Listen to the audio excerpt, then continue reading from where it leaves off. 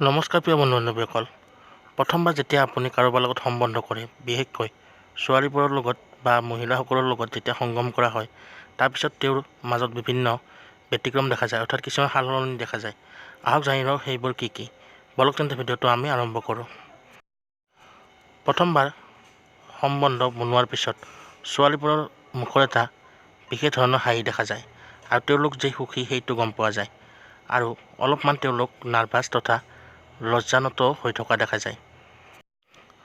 প্ৰথমবাৰ সম্বন্ধ কৰাৰ পিছত ছোৱালীবোৰৰ শৰীৰত অংগবোৰত বিশেষ ধৰণৰ সালসলনি দেখা যায়, যিবোৰ সহজে অনুমান কৰিব পাৰি। তৃতীয়তে, প্ৰথমবাৰ সম্বন্ধ বনোৱাৰ পিছত ছোৱালীবোৰৰ মাহেকীয়াত যথেষ্ট পৰিৱৰ্তন হোৱা দেখা যায়। বিশেষকৈ কেতিয়াবা এই মাহেকীয়া বহুত পলমকৈ হোৱা দেখা যায় আৰু কেতিয়াবা এই লক্ষণটো প্ৰেগনেঞ্চিৰো হ'ব পাৰে। বন্ধু-বান্ধৱীসকল, এয়া আছিল প্ৰধান তিনিটা লক্ষণ যিকেইটা ছোৱালীবোৰৰ মাজত দেখা দিয়ে যেতিয়া আপুনি তেওঁৰ সৈতে প্ৰথম সম্বন্ধ স্থাপিত কৰে। যদি ভিডিঅ'টো চাই ভাল পায়, লাইক কমেণ্ট শ্বেয়াৰ কৰি দিব আৰু সদায় এনে ধৰণৰ ভিডিঅ' পাবলৈ আমাৰ চেনেলটো ছাবস্ক্ৰাইব কৰি দিব। ধন্যবাদ।